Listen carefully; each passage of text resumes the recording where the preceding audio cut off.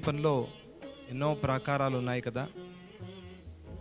ఆ ప్రాకారాల్లో చాలామంది దేవతలు, శక్తి దేవతలు ఆ ప్రాకారాల్ని కాపాడుతూ సేనలాగా నిలబడి ఉన్నారు అని చెప్తున్నారు కదా. అసలు అమ్మవారికి ఈ సేన ఎందుకు? అందరికన్నా గోలోకం కన్నా పైన ఉన్న లోకం అని చెప్పారు కదా మణిద్వీపాన్ని. మరి అటువంటి లోకంలో ఉన్న అమ్మవారికి అసలు సేన ఎందుకు అనే ప్రశ్న. ఆ సేన వారి రూపము, వారి ముఖము, వారి భాషణ ఇవన్నీ కూడా చాలా క్రూరంగా ఉన్నాయి అని కూడా చెప్తున్నారు కదా.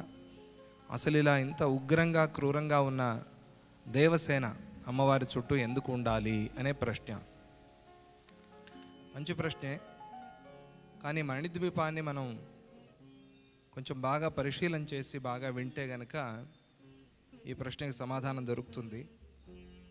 నిజమే, మణిద్వీపంలో చాలా ప్రాకారాలు ఉన్నాయి. ఆ ప్రాకారాల్ని వర్ణిస్తున్నప్పుడు మీకు చెప్పడం జరిగింది. మొదటి ప్రాకారం 100 యోజనాలు ఉంటే రెండవ ప్రాకారం 200 యోజనాలు ఉంది అని చెప్పారు.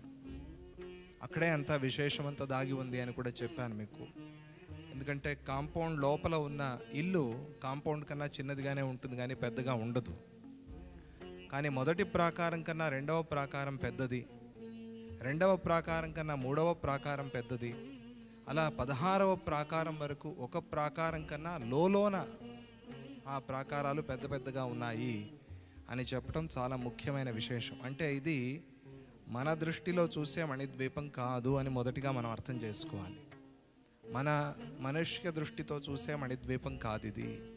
యోగ దృష్టితో, జ్ఞాన దృష్టిలో, మనస్సులో దర్శనం చేయవలసిన మణిద్వీపము అని ముందు అర్థం చేసుకోవాలి. అప్పుడు అన్ని ప్రశ్నలకి సమాధానాలు దొరుకుతాయి. ఇక ఈరోజు దీనిలో ముఖ్యమైన ప్రశ్న, ఆ దేవతలందరూ అంత ఉగ్రంగా ఎందుకున్నారు అనే ప్రశ్న. ఉగ్రంగా ఉన్నారు అని ఎక్కడ చెప్పలేదు. వాటిలో అందరూ సౌమ్యంగానే ఉన్నారు. కోట్లాది మంది సేనా నాయకులు ఉన్నారు అని మాత్రమే చెప్పారు. ఉగ్రంగా ఉన్నట్టుగా ఎక్కువగా వర్ణన లేదు. చండీ సప్తశతి ఇటువంటి గ్రంథాల్లో ఉన్నట్టుగా అంత ఉగ్రంగా ఉన్నట్టుగా వర్ణన లేదు. వారందరూ కూడా అమ్మవారి స్వరూపంగానే ఉన్నారు. మహారుద్రుడు, మహారుద్రుడి సైన్యం, అవి రెండు మాత్రం చాలా ఘోరంగా, భయంకరంగా, ఉగ్రాకారంగా ఉన్నాయి అని ఆ మహారుద్ర వర్ణనలో మాత్రమే అటువంటి వర్ణన చేశారు. తక్కిన దేవతలందరూ కూడా, సేనా నాయకులందరూ కూడా అమ్మవారి ఆజ్ఞ కోసం ఎదురు చూస్తున్నారు. మణిద్వీపాన్ని రక్షణ చేసేందుకోసం కాదు, అమ్మవారి ఆజ్ఞ కోసం ఎదురు చూస్తూ సేనా నాయకులు ఉన్నారు.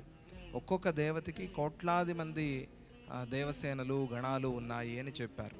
వారందరూ ఏం చేస్తారు అంటే లోకాల్ని రక్షణ చేస్తారు. ఎవరు ధర్మ మార్గంలో ఉన్నారో, ఎవరు గురుభక్తితో ఉన్నారో, ఎవరు మంచి పని చేస్తూ సత్కర్మ చేస్తూ ఉన్నారో అటువంటి వాళ్ళని కాపాడుతూ, వాళ్ళని ఎవరైతే హింసిస్తూ ఉన్నారో వారి పని పట్టడానికి ఆ దేవసేనా నాయకులందరూ కూడా సిద్ధంగా ఉన్నారు అని మనం అర్థం చేసుకోవాలి. అది మణిద్వీప వర్ణంలో చాలా ప్రధానమైనది.